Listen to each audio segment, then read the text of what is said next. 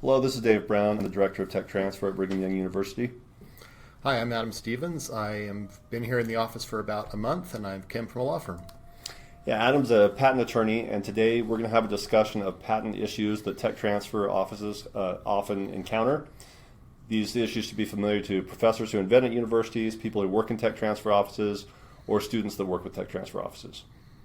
So, Adam, I'll ask you a series of questions about these. First, one issue that comes up a lot is prior art and patentability. What, in your time here at Tech Transfer so far, have you run into any prior art issues? Not a lot of prior art issues. I think a big issue that professors need to be aware of, and I think just anyone that's thinking about their inventions and the ideas that they're coming up with, is just balancing the time between research and publication and getting in touch with your tech transfer office. Because a big issue that can come up is if you publish before you come talk to your tech transfer office, you can kill your own ability to patent something that may be worth a lot to you and to your university. Okay, and the reason prior art would matter, I believe, and obviously we're not giving anyone legal advice here, we're trying to understand how the patent system works for tech transfer, but to file a patent application, one of the things the patent office requires is that an invention be new, and if there's prior art out there, if someone's published something about it, then it's not new. Is that the concept? Right, yeah, there's three main things that patents are required to satisfy to be able to be patented. The first is it has to be useful. In the university, a lot of those things are useful. It's not a big deal, except for software. It gets a little bit more difficult. The second is newness, and the third is non-obviousness. Newness means that something has never been done before, and the whole premise of patents is that the government grants you a limited monopoly for a short period of time, 20 years, in exchange for you teaching the world how to do your new invention. Well, if you've gone out and published already before patent protection is in place, you've already done the teaching the world about your invention part, and so there's no quid pro quo per se for the government to grant you this limited monopoly. The United States has a 1-year grace period in which you can still file and obtain protection, but in the rest of the world, that's literally a one-day thing. If you file for your patent application one day after you published, that's it. It's not new anymore because you've killed your own invention by publishing it out in advance. And we had, a few years ago here in Tech Transfer, we had a tragic case of prior art where what happened was we had an invention, we wanted to protect it, and so we hired a patent attorney at an outside firm to go ahead. We outsource all of our patenting. We hired an outside attorney to file a patent application. He was busy, so this was on his list of things to do, and 3 weeks later he filed the application. But during that 3-week period, random guy on the internet had posted a blog post that described part of our technology, and as a result, that was prior art, and we couldn't get protection on that part of the invention. Yeah, and that's the thing. I mean, what I was speaking about before is killing it yourself with your own things, but prior art can happen anytime, and so prior art is anything that precedes your invention that either destroys newness because it's been done by someone else before, or makes it obvious because that thing plus something else combined together makes the invention obvious. And so prior art is something that the Tech Transfer Office or its associated law firms can do. They can do searches, look to see what's out there, and give you an idea of what is patentable, what's not. But it's important to be timely. So as you start to discover new things, as you start to invent or create new inventions, don't sit on things. Talk to your tech transfer office, and get these things addressed early so that the protection can be in place, the university can benefit, your research can benefit from potentially royalties and developing that in a commercial way.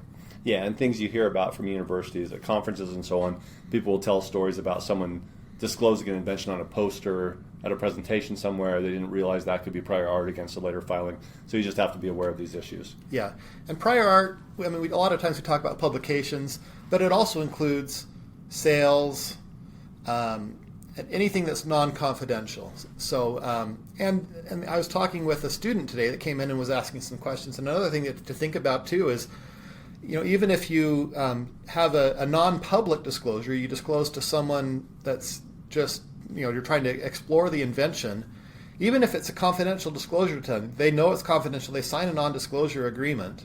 If they go out and then disclose breaking their agreement with you, that can still kill your ability to patent, even though they broke a confidentiality agreement. Well, you can sue them for the breach of confidentiality, but probably the chances are that they're very limited in their ability to pay up, and so you could get some few thousands of dollars from them, or on an invention that might be worth millions if you had been able to get a patent to it. So even confidential disclosures need to be treated with extreme care. Okay, great. Thanks, Adam. So yeah, issue number one for tech transfer offices and patentability is prior art. So something to be careful about. Number two, something that comes up and can cause some problems is ownership and inventorship disputes. I think in your time here so far, Adam, you won't have seen any ownership disputes here, but have you seen those in your legal practice, or what would you say about that? Yeah, I would say that a big thing for tech transfer offices is not so much disputes as it is difficulty later on in getting everything that needs to be signed. And a lot of times in ownership and inventorship disputes that happen on the university level tend to be with relationship to not getting an assignment from one of the inventors, and then someone later on will come in and say, I was part of this team and should have been named as an inventor. And what happens is in the patent world, each inventor owns a unified whole of the application and can license and do with it whatever they want with no accounting to any other inventors. And so if someone gets a patent and failed to name an inventor, and then that inventor comes in and says, you should have named me an inventor and I own it as well, well, they can then license it to your competitor without paying you anything, and all of a sudden you have no leverage against your competitor. And then, like I say, what happens in the university side is a lot of times there are students that are participating in the invention process, and they need to formalize their assignment to the university, and they also need to sign documents that go to the patent office. There's a declaration form that needs to be signed saying, yes, I'm one of the inventors on this application. And that process usually takes time between when the disclosure happens, and oftentimes a provisional application is filed, and a year later a utility application is filed. And what happens in the meantime is the student graduates and goes off into who knows where, and it becomes much more difficult to sign those documents to make sure that the ownership to the university is formalized, so that you don't later have one of these issues where the inventor comes back and says, oh, you should have named me. I didn't realize that this, in their mind they're thinking, I didn't realize this invention was going to be a big super hit and it would have made me millions of dollars, and now I'm going to try and weasel my way in by saying I should have been named as an inventor. Mm-hmm. Yeah, and I cast this issue as ownership and inventorship disputes, but we could have said ownership and inventorship confusion, because often we get people visiting in our office who are just trying to figure out who owns something. So, for example, at most universities, if you're an employee of the university is going to own the invention you create within the scope of your work, just like at a corporation or any other entity you would work for. But we have these people spending a lot of time on campus who aren't employees, the students. And so you'll have a student in a class, and they come up with an idea, and it could be great, and we want them to own their ideas and launch startup companies and do all this. But in the process of developing their idea, maybe they have a meeting or two with their professor, and the professor has some awfully important things to say, and those can be part of the invention too. How do you sort out that sort of problem? Yeah, it tends to be a difficult problem, and I think a good way to say it, like you said, is inventorship confusion, and that it also tends to be confusing in the university realm, because there's this dichotomy between inventorship and contribution to publishable work. And a lot of professors, to their credit, really want to give their students opportunities to be published. They want to be inclusive and naming everybody as participating in this work that's being published, and so they tend to be over-inclusive, and publishing something does not necessarily make you an inventor. And contributing an idea to something may or may not make you an inventor. The inventorship question is a question that relates to who conceived of the ideas that are then claimed in a patent. And claimed is different from disclosed in a patent. You can disclose more than you claim. You can disclose differently than you claim. And so it can be very nuanced at times to decide, hey, is this person an inventor of this technology versus this patent versus this situation? And so if you get a student that's coming to a professor and talking things out, and then the professor sharing ideas, that raises, like you say, those questions of inventorship. Does that professor become an inventor? Well, the question is an invention-specific thing. You have to look and say, okay, what is the invention? What is the invention that is going to be claimed on the patent?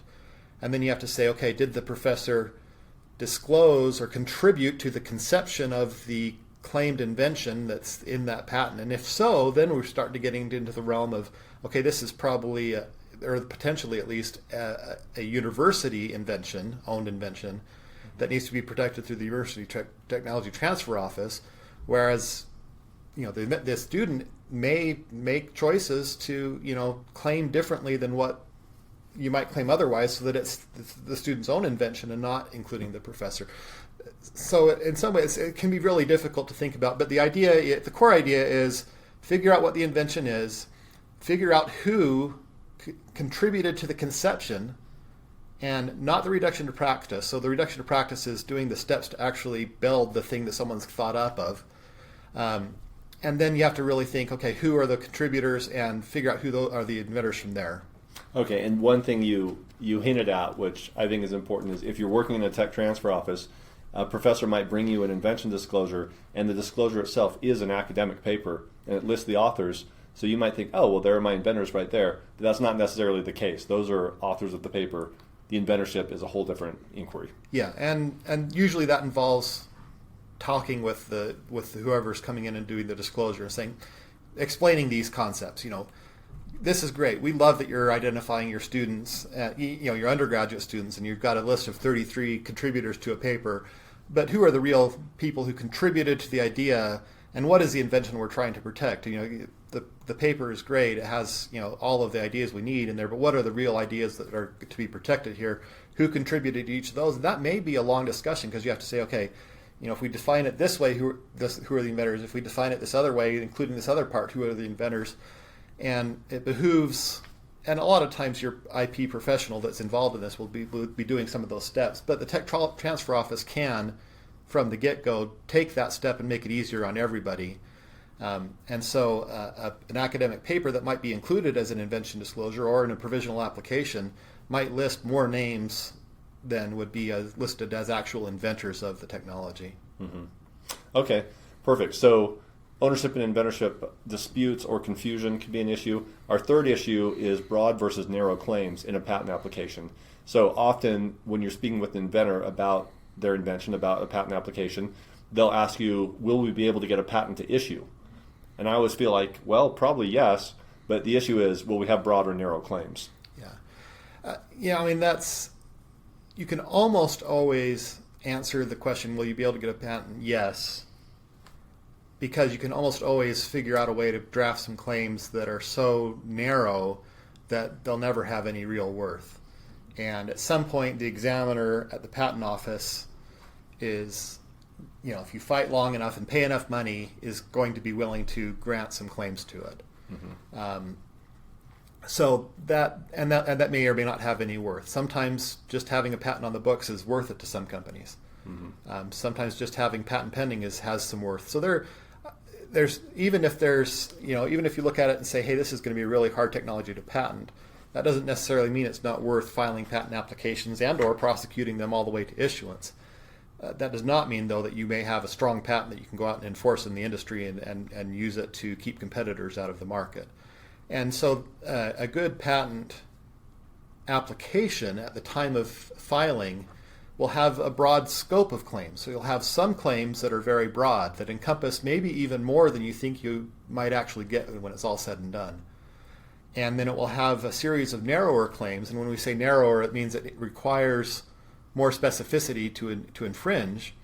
But that will give the patent office an opportunity to look at this list of claims and say, okay, well, that broad claim is so broad that you can't patent it because it's not new. It's so broad that it encompasses stuff that happened 10 years ago or 5 years ago or even 3 months ago. But if I look down, I can see, claim 5, two is still too broad. It's maybe not new, but it's obvious. Claim 3 is still too broad. Claim 4 is still too broad. But claim 5, I can see there's a key of something new in there that's narrower, and it has this extra feature that no longer is that is new. I don't see that in what's been done before. I don't see why it would be obvious in light of what's been done before. And so that narrow claim is something that I'll allow. And so there's a lot of reasons to have a set of broad claims plus a set of narrow claims.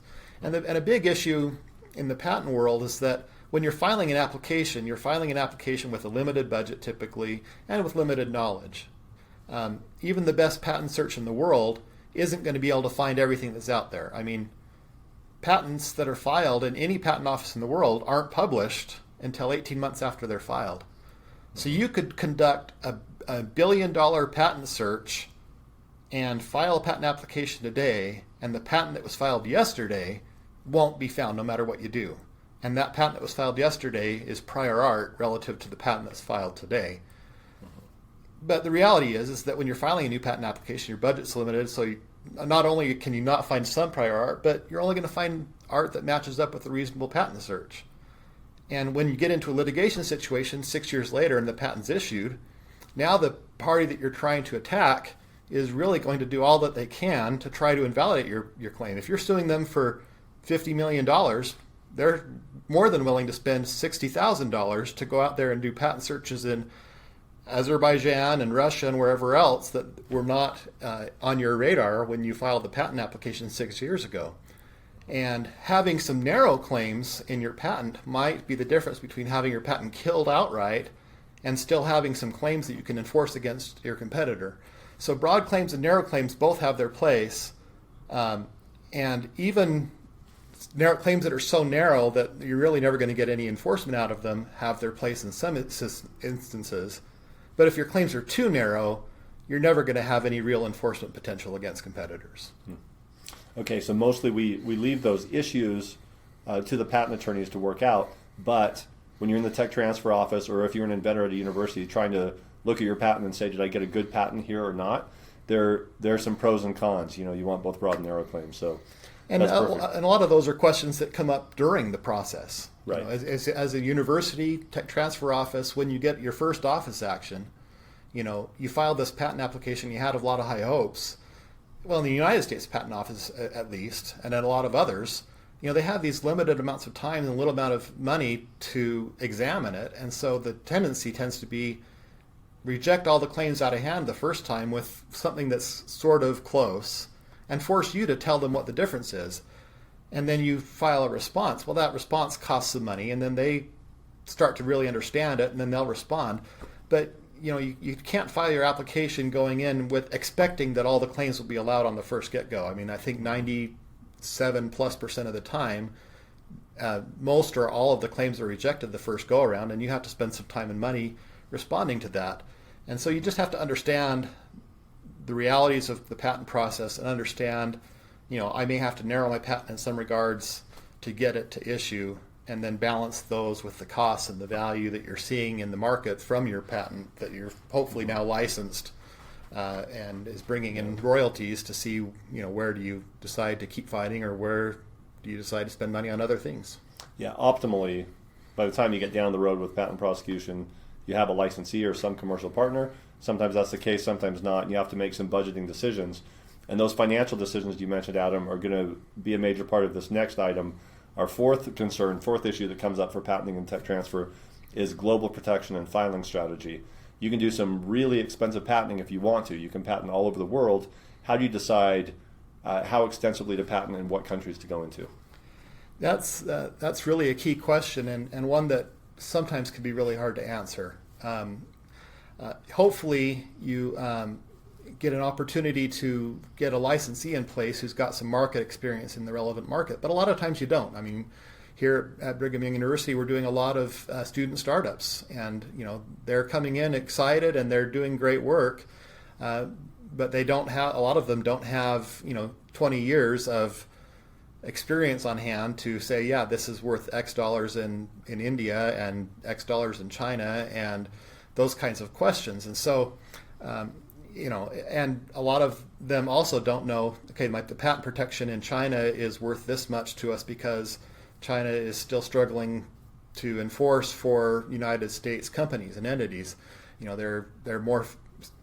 China is still more favorable in the way it treats its own companies than it is in foreign countries. Now that's been changing over the years, and there's still indications that will continue to change. But those are the things that you have to think about, and so it's a matter of taking some time and defining what the markets are for your invention, what the value of each market is. A lot of times when you're thinking of places like China or India, other countries in the Near East where a lot of manufacturing occurs, you're not so much thinking about market as you are thinking about shutting down production in places of manufacture. And so big markets for a lot of inventions tend to be the United States and Europe, Australia for a lot of people. A lot of electronics and things will be really interested in South Korea and Japan. And China, of course, is, like I say, a big one for a lot of manufacturing ability there. And it's a cost balance approach, and it's hard decisions. It's one of the most second guess decisions as well. I mean, it's the kind of thing where when you're a fresh young company and budgets are tight, a lot of times companies end up filing just in the United States and wishing 5 years later that they had figured out how to get the $10,000 in the budget to file in Europe or things like that.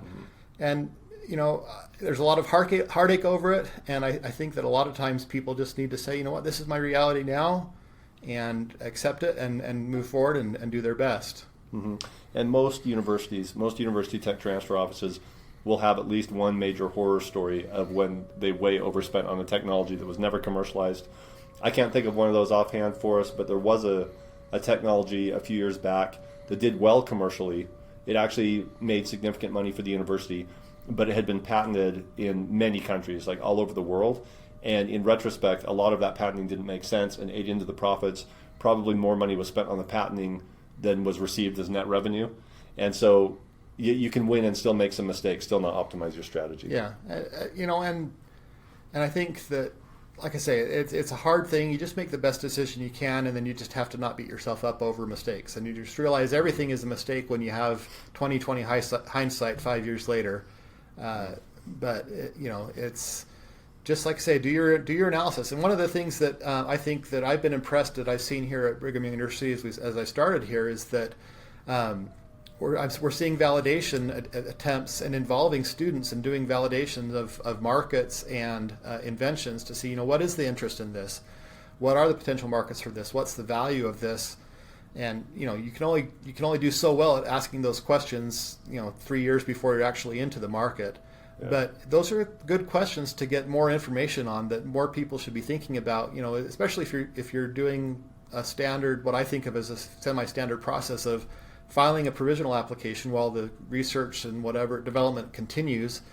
Well, the research and development, in my mind, should involve researching and developing ideas and intelligence about the markets as well, and potential markets and those values, so that when you get to a year down the line and you're filing a PCT international application or a United States utility application, you're making those decisions and with information rather than just off the cuff, and budgets. And then 30 months after the provisional filing date, another 18 months later, when you're coming to nationalize that PCT, your information's gotten even more rich and you're better able to make those decisions. Yeah, and we can't just sit back and expect researchers, people doing basic research, to do the market research. That really is the job of tech transfer. And so to the extent we can do validation, we can have better informed strategies. Okay, so fifth and final patent issue that tech transfer offices face. There are actually many more, right? But these are our top 5. Number 5 is maintenance and enforcement. So people have the attitude often, I have the attitude often, that what we're trying to do is get a patent issued here. But once you do, there are so many other things that can happen, and you have years and years of paying maintenance fees or not, and enforcing your patent or not. What are some guidelines for dealing with those issues? Well, I think the first guideline, like you say, is just to be aware of it. I mean, so many people that I talked to as a patent practitioner over the years, they come in saying, I want to get my patent, and and then they're like, oh, and I want a patent in all these different countries, and the thing that's farthest from their minds are the 13th year costs and the 15th year costs and the 18th year costs of a 20-year patent term. In the United States, you pay maintenance fees to keep the patent alive at 3.5, 7.5, and 11.5 years after the patent grants. And those fees increase each time. And in the rest of the world, you pay a maintenance fee typically even while it's still in application every single year. And those fees also typically increase year over year because the governments have determined, and it's true for a lot of the really valuable patents, that the value of the patent increases over time to the last few years of the patent's life, when everyone knows about this invention and everyone wants to use it. The value of the patent is the greatest. Well, that's not always the case, as we know. I mean, you invent a great new technology right now, and 5 years from now, someone else has come up with the next new thing that worked around your invention and is even better, and suddenly the value of what you have disappears.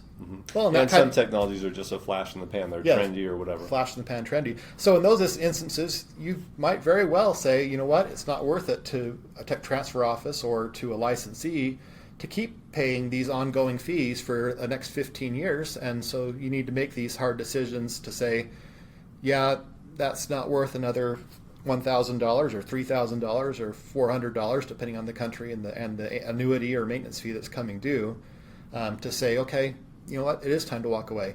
Fortunately, in those situations, typically you have now had the experience of years marketing to know where the value is, but it's still a situation that can be subject to the same thing we talked about before, of deciding that the patent is not worth the cost anymore, and then suddenly 3 years later of experience teaches you something different. So an interesting case that came up recently, Adam, is we had a maintenance fee. You'll have to remind me the details. And it was due, but there was only 1 week left of life on the patent application. So our outside counsel, just to be diligent, and I'm not faulting them for this, it's a good idea, they were going to pay that maintenance fee because they don't want a patent to lapse. But we would be paying, I forget how much it was. Was it $10,000 or something for 1 week? Yes. Yeah, it was an interesting situation. I mean, universities typically are paying small entity maintenance fees. I don't remember why this one was being paid as a large entity. But it was a 7.5 year maintenance, or 11.5 year maintenance fee, the third maintenance fee, the most expensive one in the United States. And like I said, to the law firm's credit, they said, hey, this is going to expire in 11 days or 14 days or whatever it was, but this is the fee that's due. Now, your license agreement with your licensee may require payment of maintenance fees to the very last day. And typically, this is not the case. When you file a patent, it has a 20-year life from the date of filing. And the typical pendency is anywhere from 1.5 years to 3.5 years. And so an 11.5 year maintenance fee comes at year 15, about the latest in the most cases. So you're still paying for 5 years of patent life, and that makes a lot of sense. This was an oddity of a patent. It was a continuation application, and so there had been a series of applications before. And this one, it turned out that this 11.5 year maintenance fee was only going to be paid 16 days before the 20-year life ending of the patent. Well, in this case, we looked at the license fees incoming from that licensee, and it was minuscule compared to this maintenance fee that was coming due, and so it's like no-brainer to say let's let this one go, talk with the licensee, make sure they're still okay with it, and just let the patent go rather than incur $8,000 in costs. Yeah. So, but if you're not watching, if you're not all over the maintenance, you can do some irrational things like that. So important to think about. Actual patent prosecution, like in suing infringers, is probably a topic for another day, but obviously a very complex area for universities, not something you want to spend all your time doing, but something that's necessary sometimes. Yeah, and that's something you might consider as well when you're thinking about paying maintenance fees. You're saying, is it worth keeping it in force because I want to be able to sue someone as well? So that's another, not going into the details of when to sue someone or not, but that may inform your decision about whether to pay maintenance fees or annuities and keep your patents in force. Yeah. Absolutely. Well, great. Well, thanks so much, Adam. So tech transfer, in terms of intellectual property, is a super interesting place to work. There are all kinds of complexities and issues we have to deal with. Hopefully, we've touched on a few of the top ones for you today, and we'll look forward to doing some more episodes of this podcast to provide some interesting discussions about tech transfer. Thank you.